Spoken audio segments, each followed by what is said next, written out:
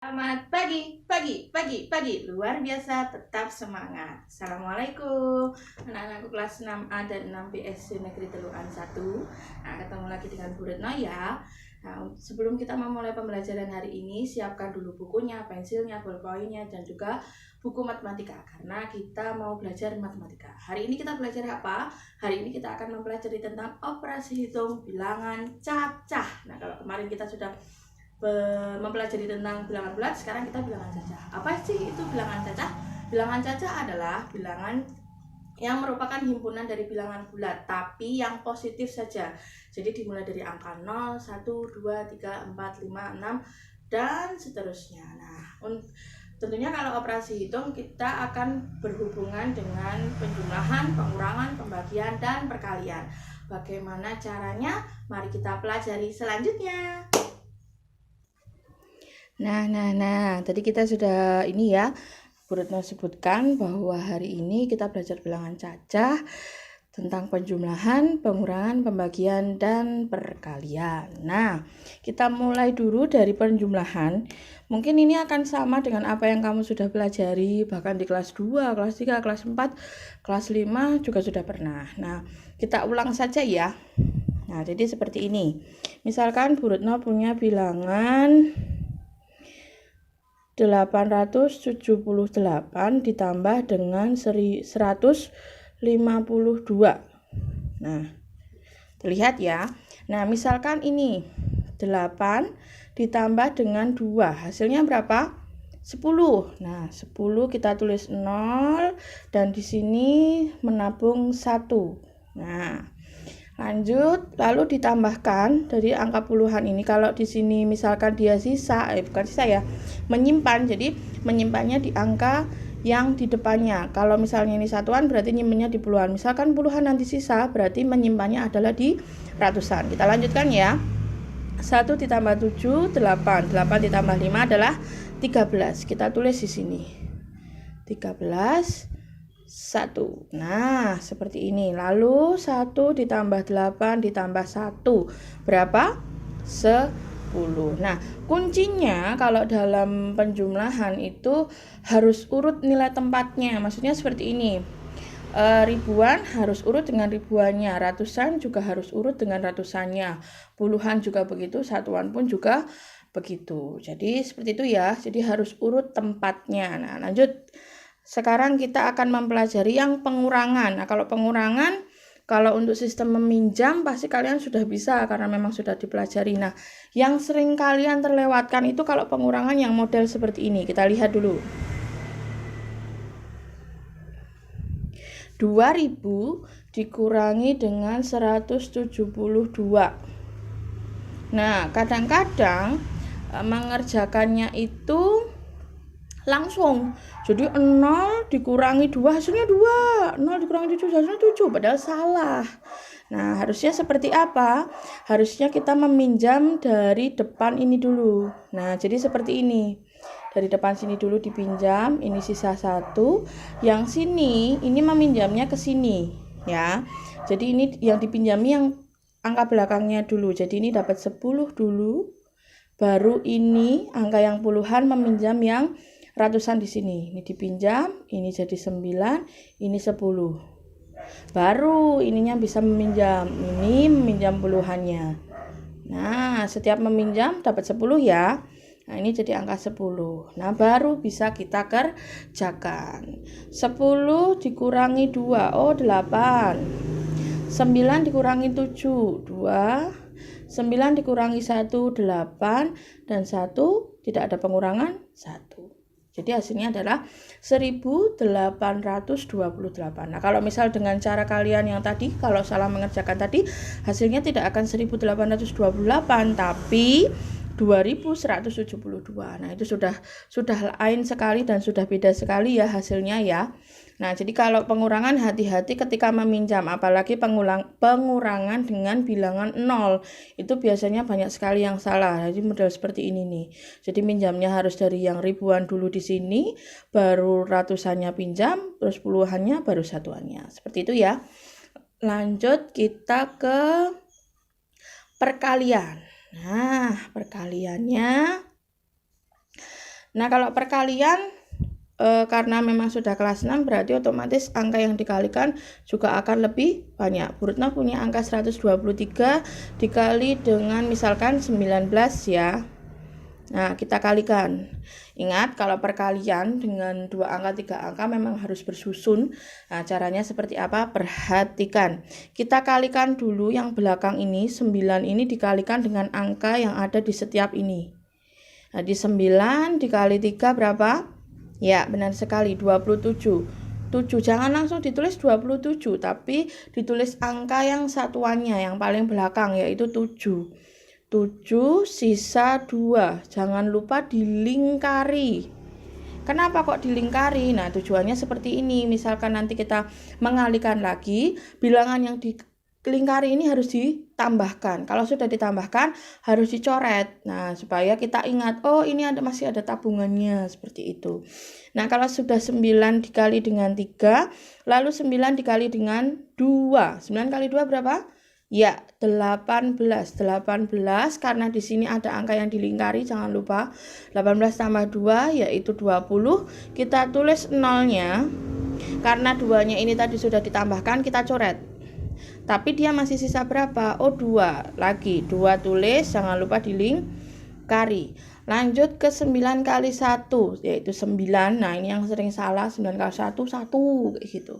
Nah, padahal salah, 9 kali 1 itu jawabannya 9.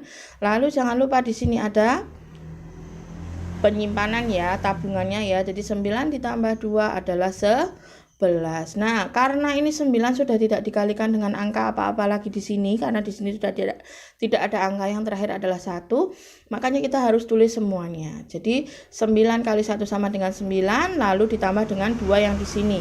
Berarti jadi 11. Seperti itu. Nah, ini sudah selesai Bu Retno? Belum, karena ini masih ada angka satunya. Nah, angka 1 ini juga harus kita kalikan dengan angka yang di sini. 1, 2, 3 ini. Nah, seperti itu ya. Nah, terus gimana? Ini tidak dilanjutkan ke sini, tapi di bawahnya. Nah, sebelum kalian menulis jawabannya di bawahnya, angka yang di sini di bawahnya angka 7 kasih titik dulu. Kenapa dikasih titik Bu Retno? Karena untuk perkalian bersusun itu baris yang kedua itu harus maju 1 langkah di depannya, seperti itu. Jadi tidak langsung di bawahnya 7, tapi di bawahnya 0. Lah nanti kalau baris ketiga berarti di bawahnya siapa? Ya ini, di bawahnya yang sini. Jadi kalau tadi tidak langsung di bawah satuannya, baris kedua di bawah puluhannya, baris ketiga di bawahnya ratusannya. Seperti itu terus. Jadi makanya jangan lupa diberi titik seperti ini. 1 kali 3, 3. 1 kali 2, 2. Terus 1. Habis itu kita jumlah. 7 tambah titik itu 7. 0 tambah 3, 3. 1 tambah 2, 3. 1 tambah 1, 2. Oh, hasilnya jadi 2337. Nah, mudah bukan? Nah, sekarang yang terakhir kita mau belajar pembagian. Nah, pembagian misalkan kita pakai caranya cara porogabit ya. Cara porogabit mungkin sudah kalian pelajari di kelas 3 dan 4 mungkin sudah dipelajari. Nah, kita coba. Misalkan Bu Retno punya angka 729 dibagi dengan 3 ya, 729 dibagi dengan 3. Nah, ini caranya seperti apa? Caranya adalah kalau membagi biasakan angkanya satu-satu dulu. Jadi misalkan seperti ini. Ini 7 dibagi 3 bisa enggak? Oh, bisa, tapi sisa enggak apa-apa. Nah, kalau misalkan di sini Bu Retno ganti angka 7 ini dengan angka 1 dibagi 3 bisa enggak? Oh, enggak bisa. Baru kita melibatkan angka yang belakangnya. Karena ini depannya ini 7 dibagi 3 itu sudah bisa. Walaupun sisa ya, enggak apa-apa. Nah, itu kita melibatkan satu angka saja. Tapi kalau memang angka depannya ini hanya 1 atau 2 kan lebih kecil dari sininya, lebih kecil dari pembaginya, makanya kita harus melibatkan langsung 2 angka. Tapi karena ini lebih besar di sini daripada yang di sini, kita hanya melibatkan 1 angka. Berarti ulangi ya. Kalau misalkan angka pembagi yang dibagi ini ini di depannya ini lebih besar daripada angka pembaginya, berarti hanya melibatkan satu angka. Sedangkan kalau lebih kecil berarti melibatkan dua angka. Nah, karena di sini lebih besar, 7 itu lebih besar daripada 3, hanya melibatkan satu angka saja. 7 dibagi 3 dapatnya adalah 2. Sini 6. Nah, sisa 1. 1 ininya turun. Jangan langsung menurunkan langsung 3, langsung 2 angka, nanti malah bingung. Jadi ini 2-nya turun. Ini 2 kali berapa 3 kali berapa supaya mendekati 7, tadi dapatnya 2 ya, 6. 6 di sini tahu kan dapatnya dari mana? Dari 3 dikali 2. Nah, terus ini 12. 12 dibagi 3. 3 kali berapa supaya jadi 12? Oh, ternyata dikali dengan 4. Nah, ini 12. Terus dikurangi. Nah, jadinya 0 seperti ini. Dah, sudah selesai Bu, kan ini sudah 0. Sebentar, ini masih punya angka satu angka di sini. Nih, 1 kita turunkan dulu jadi 9. Nah, sekarang 9 dibagi dengan 3. Berapa dapatnya? 3 kali berapa supaya bisa jadi 9? Ya, 3 kali 3. Ini 9. Dikurangi dapatnya adalah 0. Seperti itu. Nah, terus yang perlu jadi catatan kalian ketika mengerjakan bilangan cacah itu adalah ketika ada tanda kurung. Nah, jadi seperti ini. Misalkan ya, Bu Retno punya soal seperti ini.